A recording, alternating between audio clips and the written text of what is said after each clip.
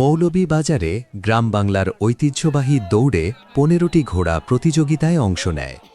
মৌলভীবাজারের ৬ নম্বর একাটুনা ইউনিয়নের বড়তলা মাঠে কালের পরিক্রমায় অনেকটা হারিয়ে যেতে বসেছে গ্রাম বাংলার ঐতিহ্যবাহী ঘোড়দৌড় প্রতিযোগিতা অনুষ্ঠিত হয়েছে। গ্রাম বাংলার প্রাচীন এই ঐতিহ্যবাহী খেলাটি দেখতে আশপাশের বিভিন্ন এলাকা থেকে হাজারো দর্শনার্থী মাঠে ভিড় করেন। ১৪ জানুয়ারি বুধবার দুপুরে হারিয়ে যাওয়া ঐতিহ্যকে ফিরিয়ে আনতে মৌলভীবাজার আয়োজনে একাটুনা বটতলা মেলা পরিচালনা কমিটির আয়োজনে স্থানীয় বড়তলা মাঠে ঘোড়দৌড় প্রতিযোগিতার আয়োজন করা হয়।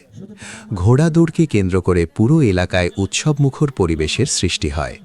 প্রতিযোগিতায় বিভিন্ন জেলা থেকে আগত দক্ষ ঘোড়সওয়াররা অংশ নেন। ঢোলের তালে তালে ঘোড়ার দৌড় আর টকবক শব্দে মুখর হয়ে ওঠে পুরো এলাকা। শিশু থেকে শুরু করে বৃদ্ধ সব বয়সী মানুষের উপস্থিতিতে এক মিলন মেলায়। এই ঐতিহ্যবাহী প্রতিযোগিতায় দেশের বিভিন্ন জেলা থেকে অংশ নেয় মোট ১৫টি ঘোড়া। প্রতিটি রাউন্ডেই ছিল হাড্ডাহাড্ডি লড়াই আর দর্শকদের শ্বাসরুদ্ধকর অপেক্ষা।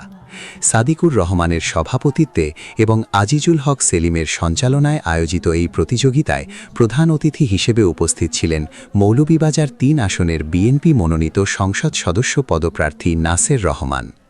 বিশেষ অতিথি হিসেবে উপস্থিত ছিলেন জেলা বিএনপির সহসভাপতি রেজিনা নাসের সহ স্থানীয় রাজনৈতিক ও সামাজিক ব্যক্তিবর্গ। স্থানীয়দের মতে এমন আয়োজন নতুন প্রজন্মকে গ্রামীণ ঐতিহ্যের সঙ্গে পরিচয় করিয়ে দিতে গুরুত্বপূর্ণ ভূমিকা রাখছে। আয়োজক সাদিকুর রহমান বলেন, গ্রামীণ ঐতিহ্য ও সংস্কৃতি ধরে রাখতেই প্রতি বছর এই ঘোড়া দৌড়ের আয়োজন করা হয়। প্রতিযোগিতা শেষে বিজয়ী ঘোড়সওয়ারদের মাঝে পুরস্কার বিতরণ করা হয়। হাড্ডাহাড্ডি প্রতিযোগিতা শেষে প্রথম স্থান অধিকার করে চাঁপাইনবাবগঞ্জের সোনারী হাট, দ্বিতীয় হয় চুনারু ঘাটের আরিফ বাংলা এবং তৃতীয় স্থান অর্জন করে টঙ্গীর বাংলা নবাব। ভিডিও চিত্রে মঞ্জু বিজয় চৌধুরী।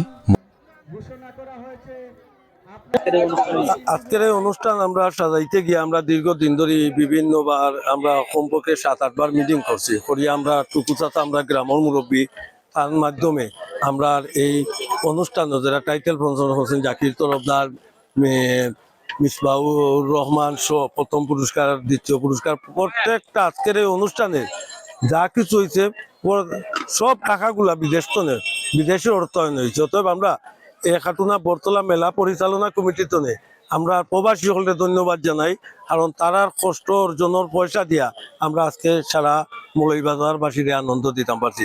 আগামী তো আমরা এরকম আরো অনুষ্ঠান করবো, তারার সহযোগিতা তারপর আপনারা যারা দেখছেন আগামী তো আইবা দেখবা, আর প্রিন্ট মিডিয়া শো যারা আইছেন সবরে মেলা কমিটির পক্ষ থেকে ধন্যবাদ।